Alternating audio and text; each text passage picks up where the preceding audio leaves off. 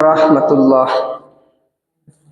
Innal hamdalillah nahmaduhu wa nasta'inuhu wa nastaghfiruh wa na'udzu billahi min shururi anfusina wa min sayyiati a'malina. May yahdihillahu fala mudilla lahu wa may yudlil fala hadiya lahu. Wa ashhadu an la ilaha illallah wahdahu la sharika lahu وأشهد أن محمدا عبده ورسوله. أما بعد فإن خير الحديث كتاب الله وخير الهدى هدى محمد صلى الله عليه وسلم وشر الأمور محدثاتها وكل محدثة بدعة وكل بدعة ضلالة وكل ضلالة في النار. فأعوذ بالله من الشيطان الرجيم. اليوم أكملت لكم دينكم وأتممت عليكم نعمتي ورضيت لكم الإسلام دينا. عن عائشة رضي الله تعالى عنها قالت قال رسول الله صلى الله عليه وسلم মান আমিলা আমালান লাইসা আলাইহি আমরুনা ফাহুয়া রদ্দ। সমস্ত প্রশংসা মহান রব্বুল আলামিনের জন্য, যিনি আমাদেরকে সালাতুল জুমা আদায় করার উদ্দেশ্যে তার পছন্দনীয় স্থান মসজিদে আসার বসার তৌফিক দান করেছেন। এজন্য আমরা সকলে অন্তঃস্থল থেকে আমাদের রবের জন্য কালিমাতুশ শুকর জ্ঞাপন করি। সকলে বলি আলহামদুলিল্লাহ। দুরূদ এবং সালাম বর্ষিত হোক নবী মুহাম্মদ সাল্লাল্লাহু আলাইহি ওয়াসাল্লামের উপর। আমরা বলি আল্লাহুম্মা সাল্লি আলাইহি আল্লাহুম্মা বারিক আলাইহি। সম্মানিত হাজিরিন, আমরা আজকে যে বিষয় নিয়ে সংক্ষিপ্ত কিছু কথা বলবো তা হচ্ছে শবে বরাত। বর্তমানে মুসলিম সমাজে একটা ওকেশন বা একটা উদযাপন খুব ভালোভাবে হচ্ছে। এই জন্য কোরআন সুন্নাতে এই বিষয়ে আসলে কি বলা আছে, আমরা কি করছি, কি করা দরকার, কি করা যাবে না, তা কোরআন এবং সহিহ সুন্নাহ থেকে সংক্ষিপ্ত পরিসরে বলার চেষ্টা করবো ইনশাআল্লাহ। ওমা তাওফিকি ইল্লা বিল্লাহ আলাইহি তাওয়াক্কালতু ওয়া ইলাইহি উনীব। সবার আগে আমাদেরকে জানতে হবে আমাদের ধর্মের নাম কি। আমরা এটা সবাই জানি, আমাদের ধর্মের নাম হচ্ছে ইসলাম।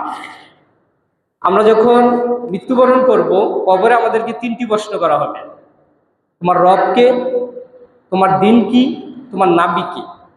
এই তিনটি প্রশ্নের উত্তর আমাদেরকে দিতে হবে। তার মধ্যে একটা হচ্ছে তোমার দিন কি, ইসলাম। তাহলে আমাদের মহান রব্বুল আলামিন সূরা আলী ইমরান 3 নম্বর সূরা 19 নম্বর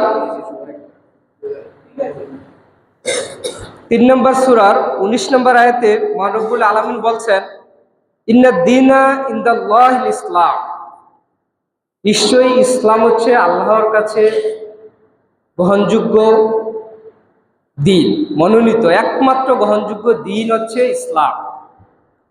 এই ইসলাম ছাড়া কোনো দিন, ধর্ম, জীবন ব্যবস্থা আল্লাহ কোনো দিনই কবুল করবেন না। সূরা আলী ইমরান 3 নম্বর সূরার 85 নম্বর আয়াতে আল্লাহ বলছেন, ওমাইয়াবতাগি গায়রাল ইসলাম দীনা ফালাইয়ুকবালা মিনহু ওয়া হুয়া ফিল আখিরাতি মিনাল খাসিরিন। যে ব্যক্তি ইসলাম ছাড়া অন্য কোনো জীবন দর্শন বা অন্য কোনো মতাদর্শ গ্রহণ করবে, তার কাছ থেকে তা কোনোদিনই গ্রহণ করা হবে না, সে পরকালে ক্ষতিগ্রস্তদের অন্তর্ভুক্ত হবে। সূরা মাইদা 5 নম্বর সূরার 3 নম্বর আয়াতে মহান রব্বুল আলামিন ঘোষণা করেছেন যে ইসলাম পরিপূর্ণ, আল্লাহর পছন্দনীয়, মনোনীত একমাত্র গ্রহণযোগ্য দিন। মহান রব্বুল আলামিন বলেন, আল ইয়াউমা আকমালতু লাকুম দীনাকুম।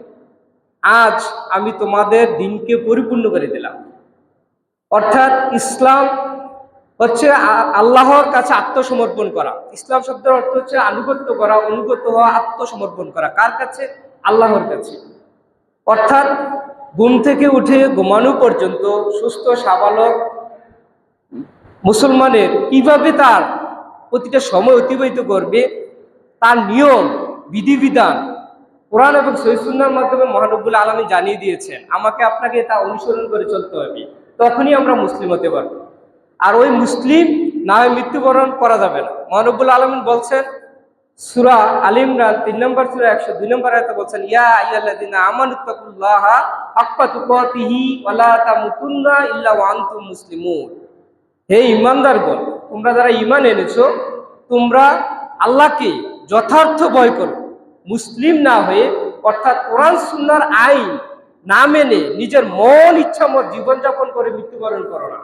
তোমরা আমার বিধিবিধান মেনে, অর্থাৎ ইসলামের যে বিধিবিধান রয়েছে সেগুলো মেনেই তোমরা মৃত্যুবরণ করো, নতুবা কবরে পরকালে তোমাদের জন্য কঠিন শাস্তি অপেক্ষা করছে। মহানবুল আলামিন বলছেন, আল ইয়াউমা আকমালতু লাকুম দীনাকুম, আমি তোমাদের জন্য তোমাদের দ্বীন ইসলামকে পরিপূর্ণ করে দিয়েছি। অর্থাৎ কি করলে আল্লাহ খুশি হবেন, কি করলে পাপ হবে, কি করলে সওয়াব হবে, পূর্ণ হবে, কি করলে আমরা জান্নাতে যেতে পারবো, কোন কাজ করলে জাহান্নাম থেকে বাঁচতে পারবো, কি করলে, বিশ্বাস করলে, বললে জাহান্নামে যাব, তার সব কিছু কোরআন এবং সুন্নাতে বিস্তারিতভাবে মহানবুল আলামিন বলে দিয়েছেন। এখানে আমি আপনি কোনো পীর, শেখ অথবা ইসলামী চিন্তাবিদ, মাওলানা, পীর, রাজা, বাদশাহ, এখানে ধর্মের নামে কোনো কিছু প্রবেশ করানোর কোনো সুযোগ নেই, কারণ দিন পরিপূর্ণ। এখান থেকে কিছু বাদ দেওয়ারও কোনো সুযোগ নেই। এজন্য মহানবুল আলামিন বলছেন, আল ইয়াউমা আকমালতু লাকুম দীনাকুম ওয়া আতমামতু আলাইকুম নিয়ামতি, আমি আমার নিয়ামত, অর্থাৎ ইসলাম হচ্ছে নিয়ামত। কিভাবে? দেখেন, আপনি যদি ইসলাম অনুযায়ী জীবনযাপন করেন তাহলে পরকালে আপনি শান্তির ঘর জান্নাতে যেতে পারবেন। জান্নাত হচ্ছে অফুরন্ত নিয়ামত, আর ওই জান্নাতে যাওয়ার মাধ্যম হচ্ছে ইসলাম, ইসলামের অনুসরণ। তাহলে আল্লাহ বলছে যে আমি তোমাদের কি করছি, নিয়ামত পরিপূর্ণ করে দিয়েছি। ওয়া রাদিতু লাকুমুল ইসলামা দীনা, আর ইসলামকে দিন হিসাবে আমি পছন্দ করছি। অর্থাৎ ইসলাম অনুযায়ী জীবনযাপন পরিচালনা পদ্ধতি আল্লাহ পছন্দ করে। এখন আসেন, আমরা বুঝে না বুঝে কিছু কর্ম করি, কিছু কাজ করি, বিশ্বাস করি, কথা বলি, যেগুলো কোরআন এবং সুন্নাহ সমর্থন করে না। এরকম অনেক চিন্তা, ইজম, মতাদর্শ, দিবস আমাদের সমাজে রয়েছে। তার মধ্যে অন্যতম একটি হচ্ছে শবে বরাত। তো তা বলার পূর্বে আমি আপনাদের জ্ঞাতার্থে একটা বিষয় বলতে চাই। আপনি আমি যে ইসলাম পালন করব, এটা কিভাবে করব? আমার ভালো লাগে এজন্য, আপনার ভালো লাগে না এজন্য, না আল্লাহ এবং তার রাসূলের পছন্দ অনুযায়ী? ইসলামের উৎসটা কি হবে? কি করব, কি করব না, কোথায় থেকে নিব? ইসলাম জ্ঞান অর্জনের উৎস কি? মহানবুল আলামিন সূরা বাকারা ২ নম্বর সূরা ৩৮ নম্বর আয়াতে বলছেন, যখন আদম আলাইহিস সালাম এবং মা হাওয়া, ইবলিস, শয়তান তাদেরকে পৃথিবীতে নামিয়ে দিলেন, তখন ইবলিস আল্লাহর কাছ থেকে অনেক ক্ষমতা চাইছে, অনেক কিছু সে চাইছে, যে আমাদের রক্তে এসে প্রবাহিত হতে পারে, এরকম ক্ষমতা চাইছে, কিয়ামত পর্যন্ত হায়াত চাইছে। তারপর বলছে যে, রব তোমার কসম, যার কারণে, এই আদমের কারণে আমি জান্নাত থেকে বহিষ্কৃত হয়েছি, এই আদম সন্তান কিভাবে জান্নাতে যায় আমি দেখব। সেই ওয়াদা আল্লাহর কাছে করেছিল। আদম আলাইহিস সালাম বলছে, আল্লাহ তাহলে আমার কি হবে, আমার সন্তানের কি হবে? তখন আল্লাহ বলছেন, ফাইন্না ইয়াতিয়ান্নাকুম মিন্নি হুদা, তোমাদের কাছে আদম, তুমি চিন্তা করো না, তোমাদের কাছে আমার হিদায়াত যাবে, কোরআন সুন্নাহ আসবে, নবী রাসূল আসবে। ফামান তাবিয়া হুদায়া, যে ব্যক্তি আমার হিদায়াতের অনুসরণ করবে, আমার রাসূলের অনুসরণ করবে, কোরআন সুন্নাহর অনুসরণ করবে, ফালা খাউফুন আলাইহিম ওয়া লা হুম ইয়াহজানুন, তাদের কোনো ভয় নেই, তাদের কোনো চিন্তা নেই। তাহলে আপনারা কি বুঝতে পেরেছেন? আমাদের ইসলাম পালনের মূল সূত্র হচ্ছে আল্লাহর ওহী। আল্লাহ যে হিদায়াত প্রেরণ করেছেন, সেই হিদায়াতের অনুসরণ করলেই শুধুমাত্র আমরা ভয় এবং চিন্তা থেকে মুক্ত থাকতে পারবো। কিসের ভয়? আল্লাহর শাস্তির ভয়। পরকালে, কবরে, হাসরে যে বিভিন্ন শাস্তির কথা রয়েছে, তার চিন্তা আমাদের থাকবে না। কখন? যখন আমরা আল্লাহর হিদায়াতের অনুসরণ করব। সূরা তুহা ২০ নম্বর সূরা ১২৩ নম্বর আয়াতে আল্লাহ একই কথা বলছেন, তবে এই জায়গা বলছেন ফালা ইয়াদিল্লু, তারা পথভ্রষ্ট হবে না, ওয়ালা ইয়াশকা, তারা কষ্টও পাবে না। অর্থাৎ যারা আল্লাহ প্রদত্ত হিদায়াতের অনুসরণ করবে, কোরআন সুন্নাহর অনুসরণ করবে, নবী রাসূলের অনুসরণ করবে, তাদের কোনো ভয় নাই, চিন্তা নাই, তারা পথভ্রষ্ট হবে না, তারা দুঃখ কষ্ট পাবে না, অর্থাৎ তারা জাহান্নামে যাবে না। বিদায় হজের ভাষণে রাসূল সাল্লাল্লাহু আলাইহি ওয়াসাল্লাম বলেছেন যে আমি তোমাদের মধ্যে দুটি বিষয় রেখে যাচ্ছি, যতক্ষণ তোমরা এই দুটি বিষয় আঁকড়ে থাকবে ততক্ষণ তোমরা পথভ্রষ্ট হবে না। রাসূল সাল্লাল্লাহু আলাইহি ওয়াসাল্লাম বলছেন, তারাকতু ফিকুম আমরাইনি লান তাদিল্লু মা তামাসাকতুম বিহিমা কিতাবাল্লাহি ওয়া সুন্নাতা রাসূলি। বর্ণনা হচ্ছে নবী, তোমরা ততক্ষণ পথভ্রষ্ট হবে না যতক্ষণ তোমরা আল্লাহর কিতাব কোরআন এবং আমার সুন্নাহ অনুসরণ করবে, ততক্ষণ তোমরা পথভ্রষ্ট হবে না।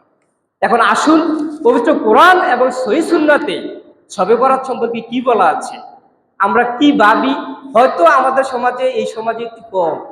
আমি যে সমাজ থেকে এসেছি কণ্ঠনগর, আমরা হানাফি বংশোদ্ভূত, ওইখানে খুব জাঁকজমক, বাড়িঘর পরিষ্কার করা হচ্ছে, অনেকে রান্না করছে, অনেক কিছু করছে তারা। আমি আসার সময় অনেক কিছু দেখে আসছি। তো এই জন্য আমাদের কথাগুলো হয়তো বিভিন্ন জায়গায় যাবে, বা আপনাদেরও অনেক আত্মীয় স্বজন আছে হানাফি, হয়তো মেয়ে বিয়ে দিয়েছেন, ছেলে বিয়ে করেছেন, তারাও বিষয়টা হয়তো ক্লিয়ার না, কি বলবে। এই জন্য সূরা মুমিনুনে আল্লাহ বলছেন যে আপনি উপদেশ দিন, ওয়াযাক্কির, আপনি উপদেশ দিন, ফাইন্না যিকরা তানফাউল মুমিনিন, উপদেশ মুমিনদের উপকারে আসে। অতএব আমরা যদি কোরআন এবং সুন্নাহর অনুসরণ করতে চাই, আর বিষয়টা আমাদেরকে জানতে হবে, না জেনে আমরা বলতে পারবো না। এজন্য সর্বপ্রথম আমাদেরকে জানতে হবে যে কোরআন সুন্নাতে কি বলা আছে। শবে বরাত, আসলে শবে বরাত সব শব্দ হচ্ছে ফার্সি, মানে রাত, এটা আরবি শব্দ নয়।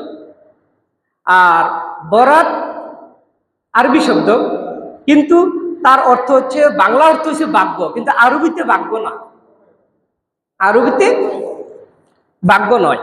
তো শবে বরাত, শবে মানে হচ্ছে রাত, ফার্সি শব্দ, বারাত বাংলাতে ব্যবহৃত হয় ভাগ্য, ভাগ্য রজনী। আমাদের সমাজে কিছু ভাই তারা মনে করেন 14 যে শাবান, তারা বলে যে শবে বরাত মানে ভাগ্য রজনী। এই রাত্রে মহান রব্বুল আলামিন কে মরবে, কে বাঁচবে, হায়াত সব কিছু স্থির করেন। অনেক তাদের মানে বিশ্বাস আছে এই দিনকে, এই রাতকে কেন্দ্র করে।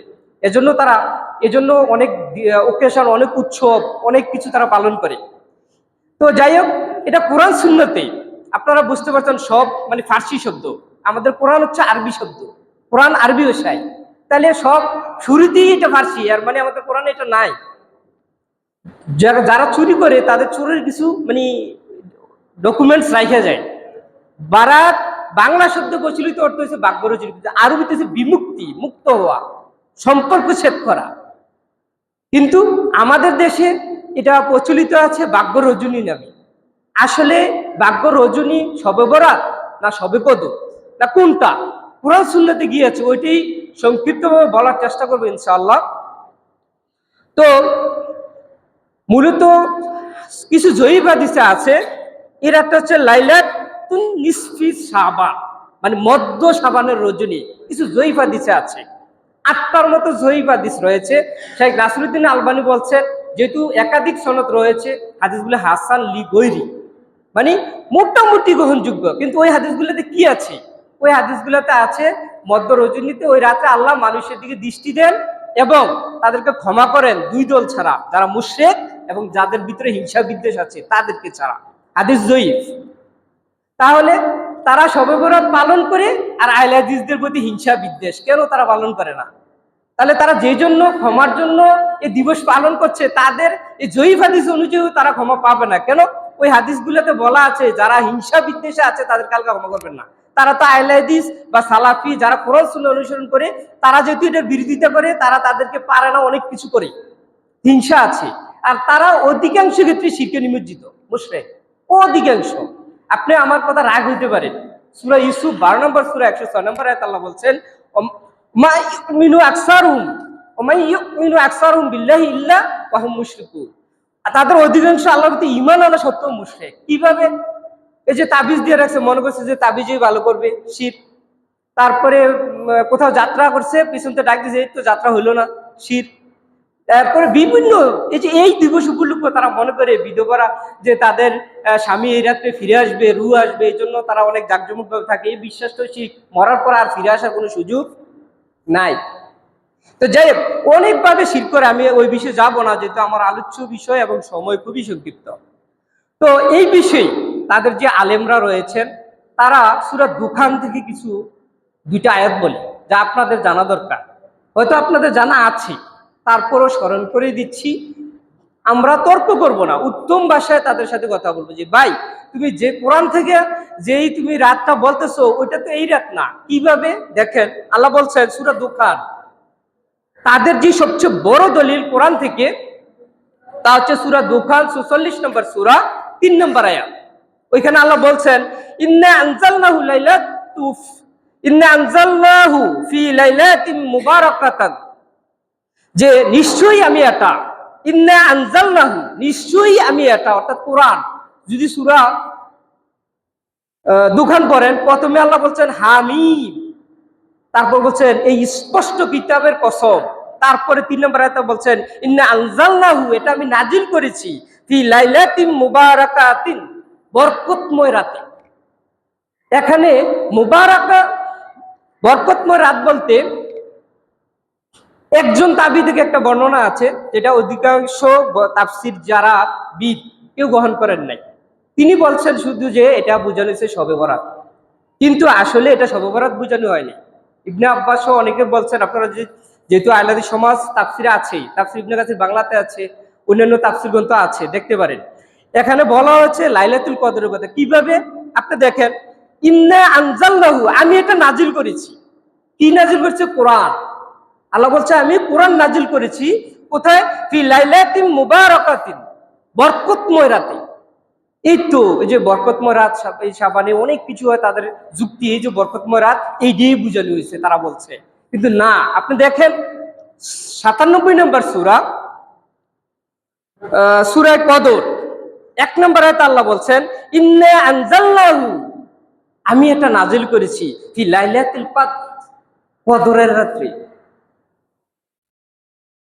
সূরা দুখান ৪৪ নম্বর সূরা ৩ নম্বর আয়াতে আল্লাহ বললেন যে আমি এই কোরআন নাজিল করেছি বরকতময় রাতে। তাদের দলিল যে এই রাতে শবে বরাত, কিন্তু অথচ আপনি কোরআনের ব্যাখ্যাতে কোরআন থেকে নিতে হবে। কোরআনের অন্য আয়াতে দেখেন এটা কমন। আর এই সম্পর্কে আমাদের সবার কম বেশ ধারণা আছে, কদর রাত্র সম্পর্কে সূরাটাও অনেকে পারে। আবার তারা এই সূরা দিয়ে বিভিন্নভাবে নামাজও পড়ে, কদর রাত্র বিভিন্নভাবে নামাজ পড়ে, এতবার অতবার ওইরকম ভাবে। তো যাই হোক, যেহেতু আমি ওই সমাজের লোক, আমি বিষয়টা জানি। তো কদর ৯৭ নম্বর সূরা ১ নম্বর আয়াতে আল্লাহ বললেন ইন্না আনজালনাহু ফি লাইলাতুল কদর, আমি এই কোরআন কদরের রাত্রে নাজিল করেছি। তাহলে সূরা দুখান ৪৪ নম্বর সূরা ৩ নম্বর আয়াতের ব্যাখ্যা ৯৭ নম্বর সূরা কদর ১ নম্বর আয়াতে আপনি দেখতেছেন কদরের রাতে। এখন আপনাকে আমাকে জানতে হবে কদরের রাত কখন, ঠিক না? তাহলে কদরের রাত কখন? সূরা বাকারা ২ নম্বর সূরা ১৮৫ নম্বর আয়াতে আপনি দেখেন আল্লাহ বলছেন শাহরু রমাদান, শাহরু রমাদান, রমাজান মাস, রমাদান মাস যেটা আমাদের আসন্ন রমাদান মাস। কি? আল্লাযী উনজিলা ফীহিল কুরআন, এই মাসে আল্লাহ কোরআন নাজিল করেছেন। তাহলে স্পষ্ট হয়ে গেল আল্লাহ কোরআন নাজিল করেছেন কোন মাসে? রমজান মাসে। আর আমরা হাদিস থেকে যদি প্রমাণ নেই, রাসূল সাল্লাল্লাহু আলাইহি সাল্লাম বলছেন কদরের রাত তোমরা তালাশ করো রমজানের শেষ দশকের বেজর রাতে, বিশেষভাবে ২১, ২৩, ২৫, ২৭, ২৯।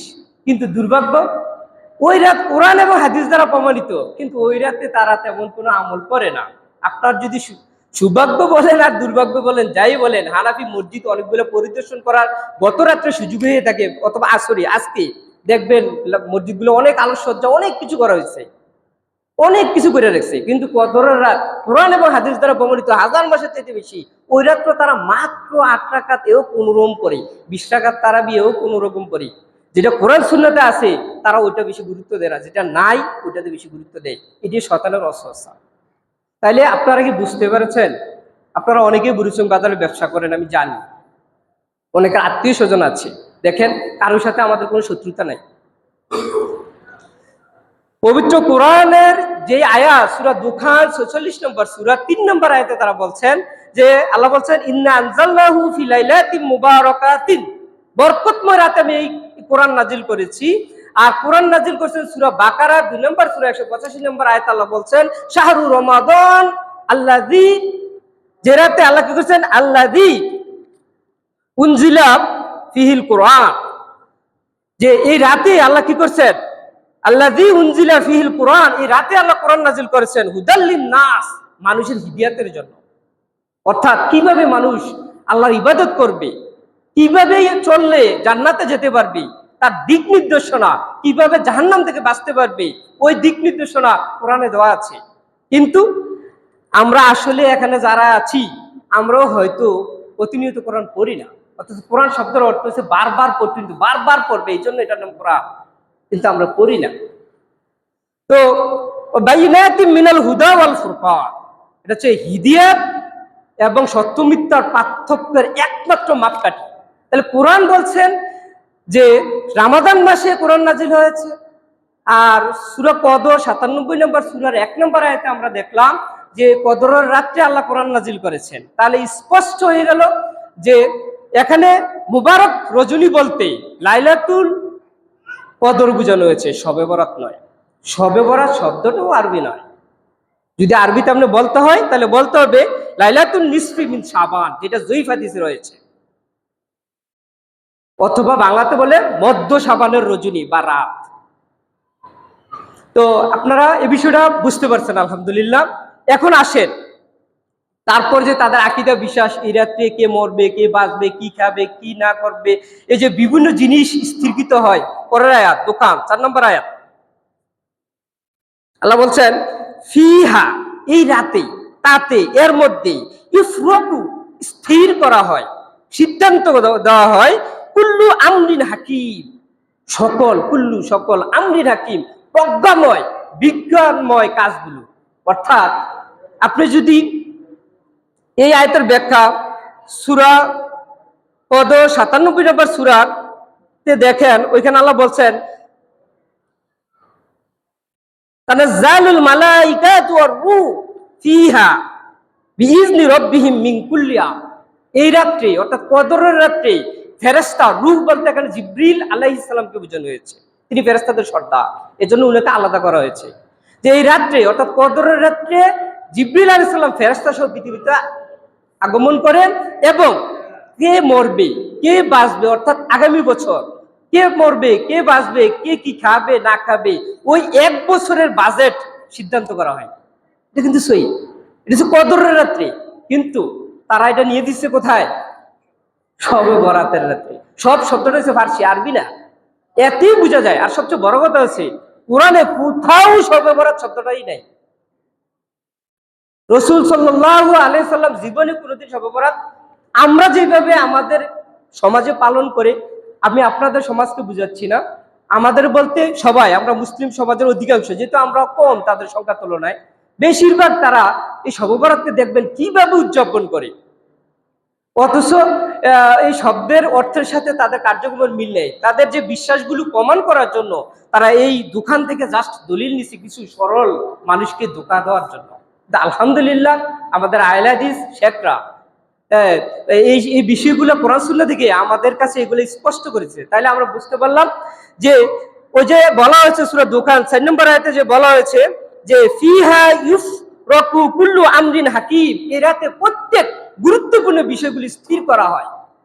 তার ব্যাখ্যা সূরা কদর 97 নম্বর সূরাতে বলা আছে তানাজ্জালুল মালাইকাতু ওয়ার রূহ ফিহা বিইজনি রাব্বিহিম মিন কুল্লি আমর, ওই রাতে ফেরেশতা রূহ সহ অবতীর্ণ করেন এবং সকল বিষয় স্থিরকৃত হয়। অর্থাৎ কে বাঁচবে, কে মরবে, এটা আসতেছে রমজান মাসে, তাইলে এটা শবে বরাতে নয়, শবে বরাতে নয়। এখন আসেন, যেহেতু আমরা অনেকেই পরে আসছেন, আগে আবারও বলি সূরা দুখান 44 নম্বর সূরা 3 নম্বর 4 নম্বর আয়াত থেকে তারা প্রমাণ করে যে শবে বরাত কোরআনে আছে, অথচ এই 2 আয়াতের প্রমাণ আপনার সূরা কদর 1 নম্বর আয়াত, যে আমি ইন্না আনজালনাহু লাইলাতুল কদর, আমি এটা নাযিল করেছি কদরের রাতে।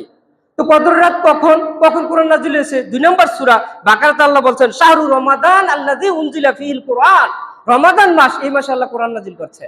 তো অতএব রমাদান মাসে আল্লাহ কোরআন নাজিল করেছেন, রমাদান মাসের শেষ দশকের বেজর রাত্রে কদর হয়। সূরা কদর 1 নম্বর আয়াতে বলা হয়েছে যে আমি কোরআন নাজিল করেছি কদর রাত্রে।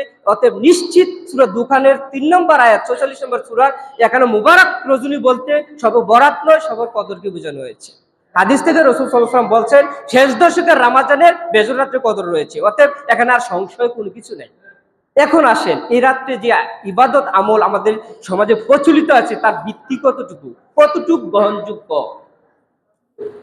তো এই রাতে মুহাম্মদ সাল্লাল্লাহু আলাইহি ওয়াসাল্লাম তারা অনেক কিছু করে, তারা গোসল করে এই রাতে অনেক ফজিলত হবে, বিভিন্ন ভাবে নামাজ পড়ে, এগুলো সব বানোয়ার ভিত্তিহীন। তবে জয়ীফ হাদিসে আছে এই রাতে আল্লাহ বান্দাদের দিকে তাকান, তাদেরকে ক্ষমা করেন 2 শ্রেণী ছাড়া, যারা মুশরিক এবং যারা হিংসা বিদ্বেষ আছে। আমাদের মেজরিটির ভিতরে হিংসা ভরপুর। ভাই বড়লোক হচ্ছে, আমার তো হচ্ছে না, ও তো বুড়ির জায়গা কিনছে, আমি তো হইতেছে না। তো আমি নিজেও এটা থেকে মুক্ত হতে ওইদিকে দেখছি না। রাসূল সাল্লাল্লাহু আলাইহি সাল্লাম শাবানের 1 থেকে 15 তারিখ একটানা সিয়াম পালন করতেন, হাদিস তো সেই। কিন্তু তাদেরটা আমরা বিরোধিতা করতেছি, কিন্তু রাসূল সাল্লাল্লাহু আলাইহি ওয়াসাল্লাম সুন্নাত তো আছে 1 থেকে 15 শাবান রাসূল সাল্লাল্লাহু আলাইহি ওয়াসাল্লাম একটানা সিয়াম পালন করতেন। এমনকি অনেক সময় রমজানের 2 দিন আগে অর্থাৎ শাবানের 2 তারিখ থাকতে রোজা ভঙ্গ করতেন, পুরোটা মাস ধরতে গেলে কি করতেন? সিয়াম পালন করতেন। আমরা বিদাতের বিরোধিতা করতে করতে এত বেশি বিরোধিতা করছি, সুন্নতটাও আমাদের মনে নেই, আমরা কেউ এই রোজা থাকতে চাই না। তারপরে আসেন সোমবার বৃহস্পতিবারে রাসূল সাল্লাল্লাহু আলাইহি ওয়াসাল্লাম সিয়াম থাকতেন। সোমবার বৃহস্পতিবার আমলনামা আল্লাহর কাছে প্রেরণ করা হয়, এটা আমরা এই মাসেও থাকতে পারি, সমস্যা নেই। কিন্তু তারপর আসেন 13, 14, 15, যেটা আপনার আইএমএ 20 বলেন, মাসে যে কোনো মাসে 3 দিন সিয়াম পালন করতে রাসূল সাল্লাল্লাহু আলাইহি ওয়াসাল্লাম, কিন্তু আমরা করি না। এখন আপনি যদি ওইটা অভ্যস্ত থাকেন তাহলে তো শবে বরাত রোজার সাথে মিলে গেল না, এতে আপনার দুশ্চিন্তার কোনো কারণ নাই, কারণ আপনারটা হাদিস দ্বারা সম্মত, ইন্নামাল আমালু বিন্নিয়াত। আপনি শবে বরাতকে কেন্দ্র করে সিয়াম থাকছেন না, সিয়াম পালন করছেন ওই যে আপনার মাসে 3টা, এই জন্য। তো যাই হোক, এই নিঃসন্দেহে আমাদের সমাজে যেইভাবে ডাকডোল পিটিয়ে আপনার এগুলো করাচ্ছে, নিঃসন্দেহে এগুলো বিদআত, এইভাবে বিদআত। তবে এইভাবে আপনি সুবহানাল্লাহ যে কোনো সময় এগুলো করতে পারেন, কোনো সমস্যা নেই। রাত্রে তাহাজ্জুদ পড়তে পারেন, এটা যে কোনো রাত্রে পড়তে পারেন। তারা বলে আল্লাহ ক্ষমা করে, যে প্রত্যেক রাত্রে শেষটিতে এসে আল্লাহ প্রথম আকাশে অবতরণ করে বলেন কার কি চাওয়ার আছে চাও, কার ক্ষমা চাওয়ার আছে আমি ক্ষমা করাম। কিন্তু আমরা কি তাহাজ্জুদ পড়ি? চাই না। আমরা বছরে একদিন শবে বরাত করতে চাই না, আমাদের প্রত্যেকটা রাত্রই শবে বরাত, প্রত্যেকটা মুহূর্তেই শবে বরাত। কারণ বান্দা যখনই আল্লাহর কাছে অন্তরঙ্গ তওবা করে আল্লাহ কবুল করেন, ক্ষমা করেন। অতএব এই জন্য দিনক্ষণের বছরের দরকার নেই, এই আরেক বছর বাঁচবো তার কি গ্যারান্টি? অতএব এই কষ্টসাধ্য দিন ইসলামে নাই। আসুন, মানে এই সমাধান আপনি কোথা থেকে নেবেন? সূরা নিসা 4 নম্বর সূরা 59 নম্বর আয়াত আল্লাহ বলছেন ইয়া আইয়ুহাল্লাযিনা আমানু আতিউল্লাহ ওয়া আতিউর রাসূল ওয়া উলিল আমরি মিনকুম। হে ঈমানদারগণ, তোমরা আল্লাহ এবং তার রাসূলের আনুগত্য করো এবং তোমাদের নেতৃস্থানীয়। তারপর আল্লাহ বলছেন ফাইন তানাজাতুম ফি শাইইন ফারুদ্দুহু ইলাল্লাহি ওয়ার রাসূল। যদি তোমাদের ভিতরে কোনো কিছু নিয়ে মতভেদ হয় তাহলে এটা আল্লাহ এবং তার রাসূলের দিকে ফিরে যাও। ইন কুনতুম, যদি তোমরা মুমিন হও এবং আল্লাহ এবং তার পরকালে বিশ্বাস করে থাকো। আমার সময় কম। তো যেহেতু আমরা কোরআন থেকে দেখেছি, হাদিস থেকে বুঝেছি যে শবে বরাত এটা নয়, এটা শবে কদর বোঝানো হয়েছে, এটা লাইলাতুল কদরি। আল্লাহ মহান রব্বুল আলামিন আমাদেরকে সত্য বুঝার এবং আমল করার তৌফিক দান করুন। আকুলু কাউলি হাযা আস্তাগফিরুল্লাহ।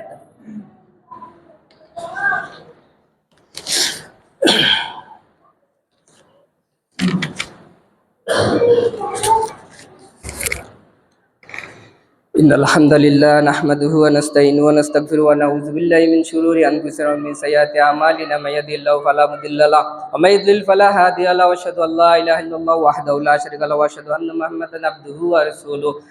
আল্লাহুম্মা সাল্লি আলা মুহাম্মাদ ওয়া আলা আলি মুহাম্মাদ কামা সাল্লাইতা আলা ইব্রাহিম ওয়া আলা আলি ইব্রাহিম ইন্নাকা হামিদুম মাজিদ। আল্লাহুম্মা বারিক আলা মুহাম্মাদ ওয়া আলা আলি মুহাম্মাদ কামা বারাকতা আলা ইব্রাহিম ওয়া আলা আলি ইব্রাহিম ইন্নাকা হামিদুম মাজিদ।